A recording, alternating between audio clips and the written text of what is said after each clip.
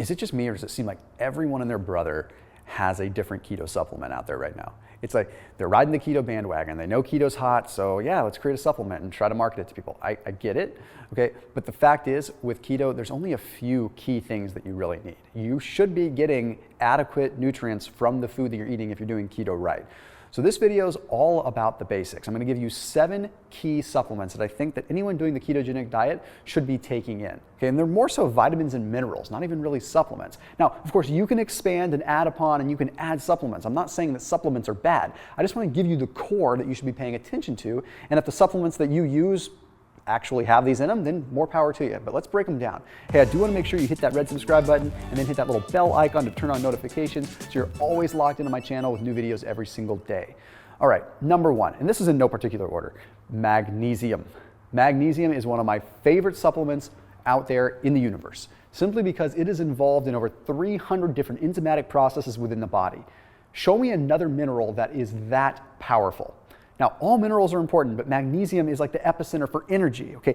In order to just produce energy, adenosine triphosphate, it's technically bound to magnesium. So it's magnesium adenosine triphosphate. Without magnesium, we can't even produce energy.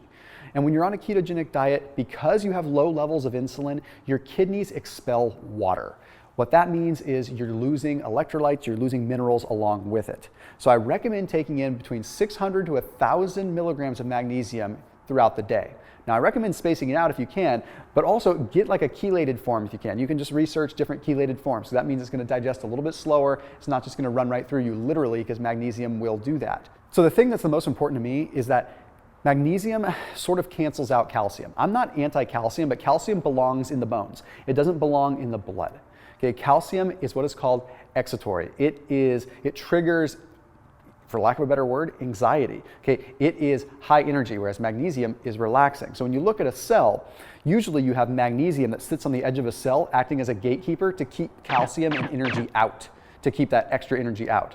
Well, if you're deficient in magnesium, all the calcium in the world can come on into the cell and trigger it and make you anxious.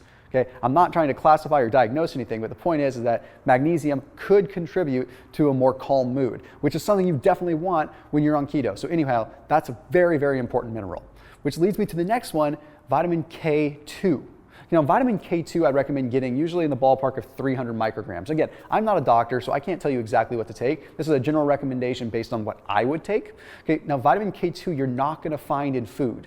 Okay, very few foods have it. In fact, fermented natto from like Japanese cuisine is just about the only way that you're going to find it, and not everyone wants to eat that. So it comes from a fermentation process. Now, when we go back in time, we look at Paleolithic era, they probably had higher levels of K2 because they were more active and therefore had specific gut bacteria that would actually ferment and create K2. This day and age, we're not getting vitamin K2. In fact, there's a study that was published in Nature Medicine in 2019 that found that runners, people that were avid runners, had higher levels of a specific bacteria that would create vitamin K2 within their body. So we do have some proof within the pudding that activity generates a specific kind of bacteria, which generates vitamin K2. So if we are lacking that gut bacteria, we're not going to get vitamin K2. And I would argue that most people are not getting enough K2 from their diet or through the fermentation process within their body. So vitamin K2 couples along with magnesium because vitamin K2 gets the calcium out of the blood and into the bones where we want it. Now, if you're concerned about heart health and cardiovascular health on a ketogenic diet, you should be paying extra attention to this because it's calcium in your arteries that can trigger an issue.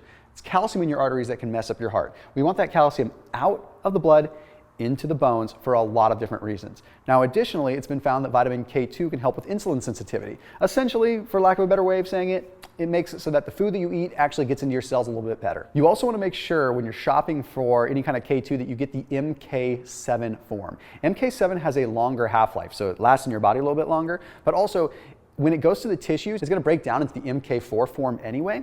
So no sense in buying it in MK4 form when you can get it in MK7, which is about the same price, and it's still going to break down to MK4 in your cells anyway. So that's just a word to the wise. Okay, the next one we got to talk about is one that you probably can get in lots of different supplements, and that's collagen. And people think that collagen is just over-marketed, and to some degree it is, but it's very, very important. And it's important that you try to get some vitamin C along with your collagen. Now, the reason that I say collagen is important is because there are multiple studies that show that it does help with joint pain for a multitude of different reasons. Collagen is really complicated stuff. The amino acid profile and the matrix and the different scaffolding that we create within our cells and within our bones and within our muscles is very complex. So we do need that collagen. And there's nothing in keto that makes you necessarily deplete your collagen stores more. But one thing that I've noticed happens, and this is my own experience too, is that with keto, you lose muscle glycogen. So you lose some contractile force of the muscle that's on the tendons and on the joint. So a lot of times people find that their joints dry out and they get a little bit more joint pain. Well, a study that was published in the Current Medical and Research Opinion Journal found that, interestingly enough, just 10 grams of collagen per day over the course of 24 weeks resulted in significantly lower levels of pain as marked by athlete scales and doctor scales. Okay, so all markers of pain had gone away. This means at rest, it means while walking, it means while working out. So for one reason or another, collagen does contribute to boosting our overall, or lack of joint pain, I should say. If you're looking for a good collagen, one that I do generally recommend is Perfect Keto, and I put a link down below just because I recommend them all the time. It's just super bioavailable. I'm a big fan of it. It tastes good. I mix it into my protein shakes. I mix it with a lot of different things. Plus, since I do a lot of work with them and they sponsor a good number of content for me, I want to make sure that I extend the special discount that I would get. So there's a link down below. So after you watch this video, you can check out Perfect Keto's collagen, get it in chocolate, salted caramel. Anyhow, you can have a little bit of fun with it. I'm not trying to push a product heavily on you. It's just the one that I generally use. All right, now let's go ahead and let's move into the next one, which is chlorella. Okay, chlorella is one that's overlooked. We think chlorella is just kind of like, oh, I just want to get my greens in. I want to be kind of a, hippy dippy person. Well, chlorella is powerful on keto because it binds to heavy metals. Now, here's the thing. If you're doing keto, you should be trying to consume a good amount of fish. Now, consuming fish comes with a caveat, right? Mercury levels, heavy metal. It is very important that you take in just a good amount of chlorella. I usually would say like between 1 and 3 grams of chlorella a day is going to be solid for you. It's really interesting though because it's going to bind to heavy metals, but it also boosts that insulin sensitivity again. Okay, so really powerful stuff there, but it's really good for your gut microbiota. When you're doing keto, your gut changes, your gut microbiome changes. Think about it. You're radically changing what you would normally eat. So of course your gut biome is going to change. You have to take care of those little buddies inside your gut. Okay, those guys do a lot, way more than we even know in the research world. So it's been shown that we can support our gut microbiota by taking in chlorella. And there's a really cool study for those of you that might have a drink every now and then, a Japanese study that found that taking just a little bit of chlorella, taking 4 to 6 grams of chlorella along with, whenever you're drinking, might actually reduce hangovers. In fact, they found that 96% ended up having less hangovers when they took chlorella. So that's pretty powerful right then and there. But honestly, if you're doing keto, you should probably keep it clean anyway. All right, then we have vitamin D3. So in the perfect world, you're getting vitamin D when you're out in the sun. But we're not out in the sun that much. We're probably not living close to the equator if you're watching this video. And quite frankly, we're just not getting enough vitamin D from our diet either. So if you're consuming a lot of fish, things like that, then maybe you're getting enough. But I recommend getting 2,000 to 6,000 IUs of vitamin D per day. Again, I'm not a doctor. This is just my recommendation based on what I've seen for me. Okay? Vitamin D is not only good for helping you absorb calcium from your food. Okay? That's like the old theory, right? Okay, let's put vitamin D and fortify the milk so you can absorb the calcium. Okay, come on, that's really like barely the tip of the iceberg in what the world of vitamin D can actually do for you. So what's interesting is the Journal of Diabetes published a study that found that vitamin D3 activates the paraventricular nucleus, basically making it so that our glucose tolerance improves and so that we end up basically having less of an appetite. So that paraventricular nucleus is responsible for how we metabolize and handling sugar, but also, of course, our appetite. So it's interesting because in rats in this particular study, they found that there was a 30% weight loss over the course of 30 days just by adding vitamin D into the mix. Does that mean that you're going to lose 30% of your body weight in 30 days? No, these are mice, but the point is, by acting upon that paraventricular nucleus, it was able to change how much the mice would eat in a free-feeding environment. That's really cool stuff, and it shows us that, hey, maybe vitamin D has a lot more links to our overall waistline than we think. It's not just about healthy bones, okay? Nobody gets excited about healthy bones until they're already having osteoporosis anyway. I know I personally don't care, but I still pay attention to it, right? Okay, I want to get you excited about vitamin D, and the best way to get you excited about that is to encourage all the benefits as far as your waistline goes, and there are a lot of them. Okay, 2 more that I want to end with that are very critical, and I sound like broken records when I talk about them. You must, absolutely must be getting in a good amount of fish oil or omega-3s, however you possibly can. Okay, if you are vegan or vegetarian, I recommend algal oil because you get the actual real DHA form. You are not going to get omega-3s from the alpha-linoleic acid out of flax and chia to the degree that you really need them on a ketogenic diet. You need the DOCOSAHEXAENOIC and the EICOSAPENTAENOIC. These are very important. If you are not vegan or vegetarian, I recommend still algal oil or a good quality small fish oil like anchovy, or even better yet, if you want to go krill oil, because it's got a form of DHA called lyso-DHA, which gets into the brain a little bit more, which, again, if you're doing keto, you get all the brain benefits. So why is the omega-3 so important to us? You're eating a lot of fats on keto, right?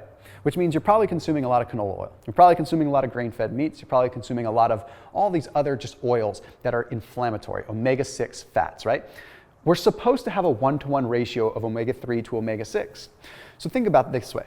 If you're consuming a bunch more in the way of omega-6s, it's exceptionally hard to balance that with a good amount of omega-3s. Like, how do you do it, right?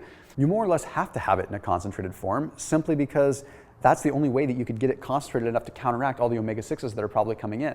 So it's all about inflammation modulation and helping the body get more protein synthesis and getting the brain benefit and the overall just anti-inflammatory effect. The ketogenic diet is anti-inflammatory in and of itself. So why not add the anti-inflammatory components of the omega-3s and not go backwards by consuming a bunch of omega-6s? Which leads me to the next anti-inflammatory piece, which is curcumin, which is probably one of the most widely studied supplements and widely studied spices with over 1,800 different peer-reviewed journals that have been published surrounding the world of curcumin. Okay, why is curcumin so powerful? Well, let's just pick one study out of the blue. There was a 2019 meta-analysis, which means they took a look at a bunch of different studies that found that overall curcumin strongly encouraged the improvement of anxiety and depression symptoms.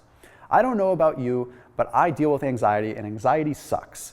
And if you're on keto, sometimes you have a tendency to get a little bit more anxious. It's different catecholamines and adrenaline that gets going. It's all part of the fat burning process, which is great, but it can lead you to be anxious and sometimes not sleep. So curcumin seems to have an effect on this, and it probably has to do with the modulation of nuclear factor kappa B and the NLRP3 inflammasome. Those of you that are science nerds know that those are sort of high up on the food chain in terms of the hierarchy of inflammation within our body, that inflammatory response. What's interesting is that the ketogenic diet naturally suppresses NLRP3 inflammasome and the nuclear factor kappa B setup, but if we look at how curcumin affects that, it possibly goes at it from a different angle. So I usually recommend taking, realistically, probably 1.5 to 2 grams of curcumin per day. Okay, that's going to help you out immensely. You can sprinkle that out throughout the day, or you can just have it in one sitting. The point is these are the core supplements. Could I find more? Could I tell you that other supplements are going to be beneficial? Do I have supplements that are on the market? Do I work with other supplement companies? Yes, of course I do, but I also want to give you the pinnacle that you need, the bare minimum to make sure that you can do this for a long, long time. So everything I talked about, you can find on Amazon. You don't have to do anything crazy. I just encourage you, if you are going to get the collagen, you might as well go through my link because you're going to save a bunch of money that way. Anyhow, as always, keep it locked in here on my channel, and I'll see you in the next video.